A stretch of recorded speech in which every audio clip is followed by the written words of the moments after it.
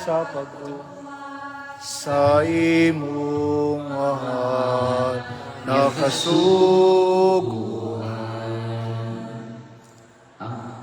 Ginoo nga natin. Manasab kanimo, Kidlog ikan sa Ebanghelyo sumala ni San Lucas. himayan ikaw o Ginoo. Unya gisaysay sa duha ka mga tao ang nagtabo dito sa dalan. O nga nakaila sila sa Ginoo sa iyang pagpikas-pikas sa bayan.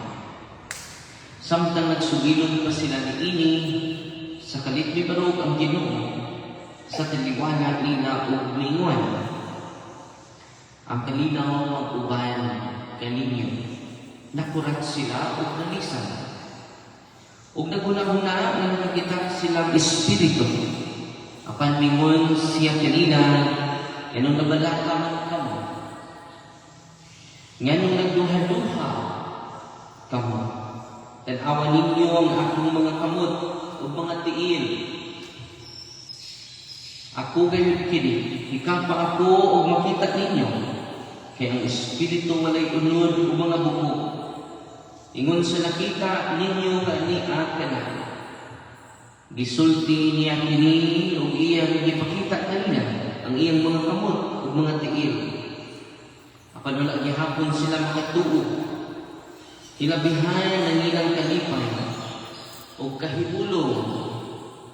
Musa ipangutana sila ni Jesus, doon na ba kamo'y makaon dinhi? O gihatagan nila siya ko sa kabuok sinumpang isda. O gidawat kini ni Jesus, gitaon sila matubangan. Unya, mingon siya kanila, kining mga butana mao gayon ang akong isulti kaninyo samtang ako uban pa kaninyo kinahanglan matuman ang tanan nga sulat may tungod kinako sa balao ni Moses ug sa mga sinlat sa mga propeta iyon man sa mga salmo unya ipasabot niya sila sa kasulatan o bingon siya kanila kini mao ang nahisulat. Yang Mesiyas kinahanglan mag-antos, ug niya mabanhaw sa katulong adlaw. Ug nga sa iyang ngalan ang mensahe may tungod sa paghinulsol ug pagpasaylo sa mga sala. Kinahanglan isangyaw ngadto sa tanang mga nasod. Sugod sa Jerusalem, kamo mga saksi niining mga butang. Ang Ebanghelyo sa Ginoo. Daygon ikaw o Kristo. Yung maningkod, mayong buntag atong tanan. May mata. Matod pa ni Saint Cyril of Alexandria. Getting greetings na Jesus, peace be with you. From fear to grace. Christ leads them not with rebuke, but peace. Even after they abandon Him. Kaya bitaw, isalikoy na ka, dumog mo ka. Kung tayo ng wako, meron mong kiritsi ka. He never abandoned also the apostles, but offer peace. So, uninindot ka nga, sundo na to. Kung lunay, di ganahan na to, hindi mo sa tagalangin. So, let us pray for this grace. He shows that mercy of the risen Christ who restores rather than condemns. Sumali siya, no? Usa ko na ito pag-restore. Ang kaluoy ni Kristo may makarestore dyan ako. No? Kaluoy. He gives peace to those who were troubled, offering Himself as a source of true peace. So, kita na ito, nag-uul naman ng mga apostles. Only the peace of Jesus can console them. Nabala. Imagine ka, nakadungog lang sila, uban. Naman how Ginoo. Karon, nagpakita dyan nila. Wala magpakita, itong matay. Kita man ako sa damgura. Hindi damgo. Reality dyan din, nagpakita siya. Yan siya na nilito. Kalaga. Kaya kalago lang may lawas. Ang espiritu may lawas. Kung ikaw pa ko rin yun. Ako, mga kabot. Ako, buhi pa ko dugo. Ako, samad. Gapa ko ng mga tingin. Buhi pa. The resurrection is not just proof. It is a reconciliation. Kung nagilid ng libro'y pa, kung iyang itudluan ka to promote the message of reconciliation. Amen. Pero hindi kayo ng mensahe sa pagkabanbang. Muna highlight ni Saint Cyril of Alexandria.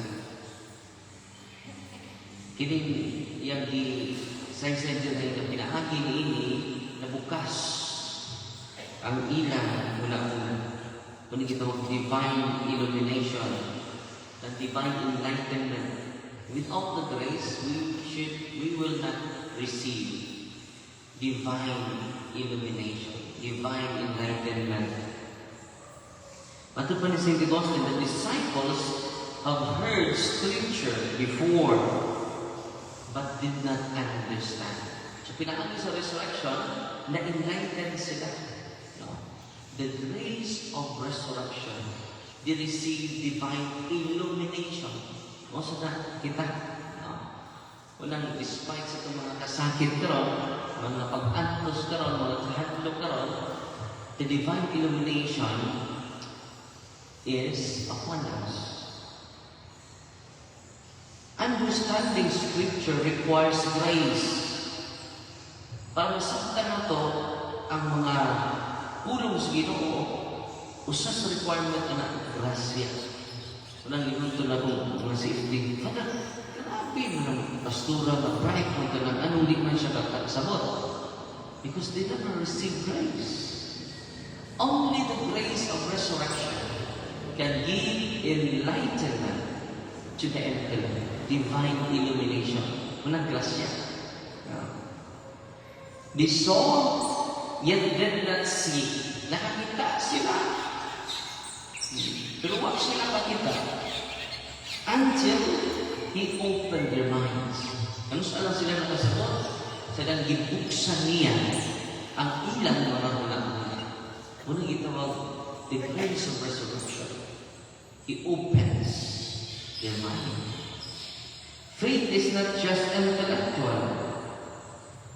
Dili na ang pagtuunan to, dili pabraytay. It is a gift of illumination. Well, matay mo kung dali ka makasabot sa mga pagtulog as Ginoo because you receive the grace. Nasa ka na ito, nagawa ka sa siya. Sa sacramento rin make a regular confession. You receive not only sanctification of your soul, but the divine illumination. Illumination is light. Divine enlightenment of our intellect.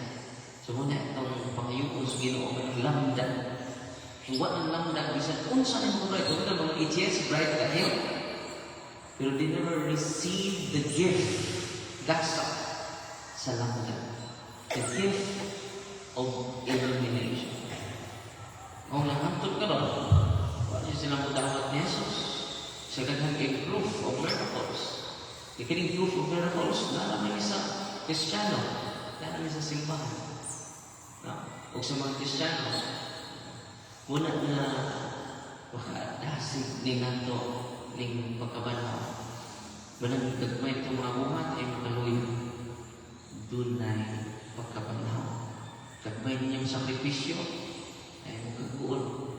Dunay pagkabanaw. The gift, the grace of resurrection. Hallelujah. Iniangad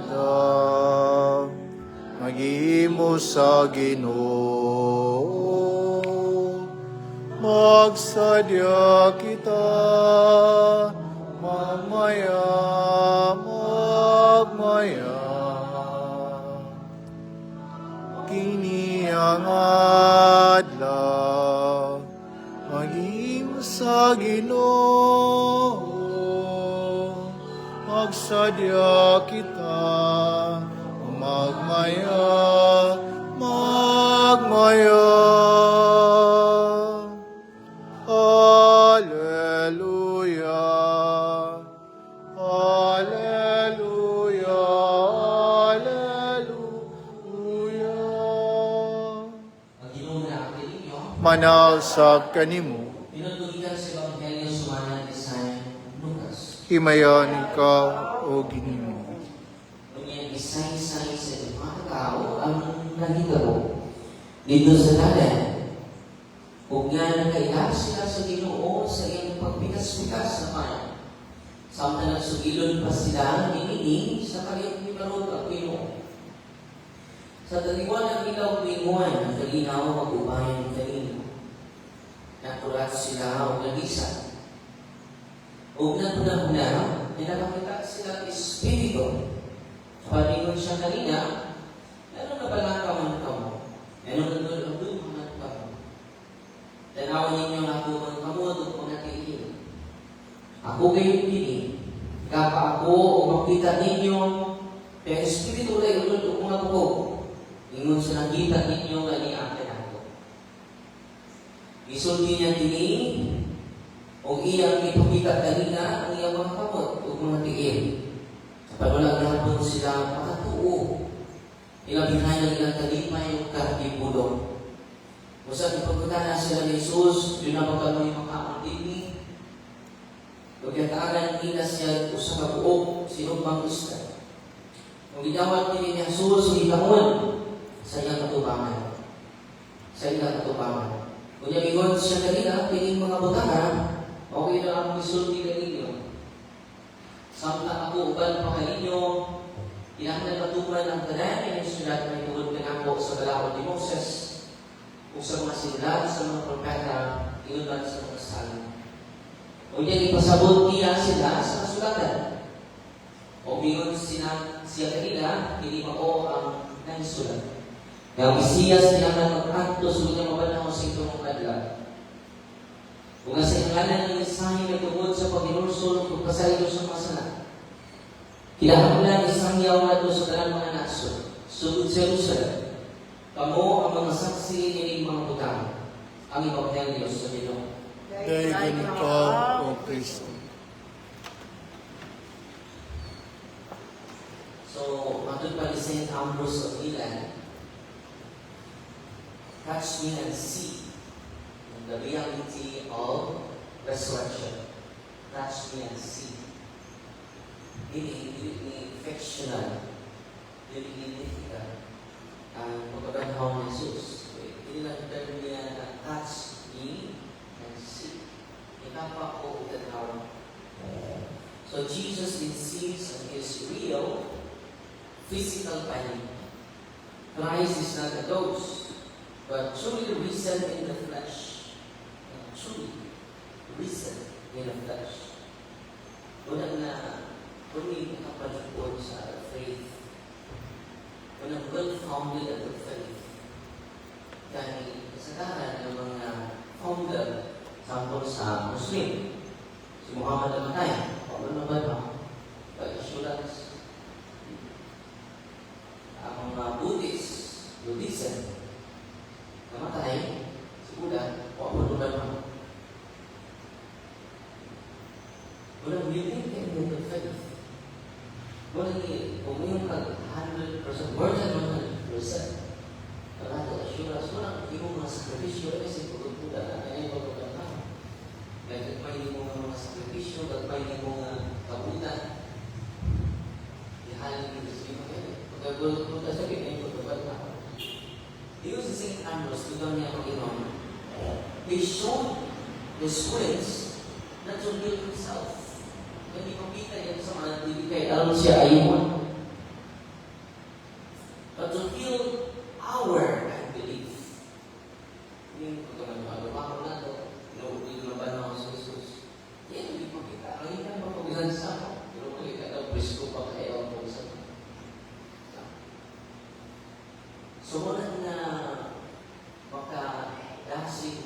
inspired taking pako ng kamaturan.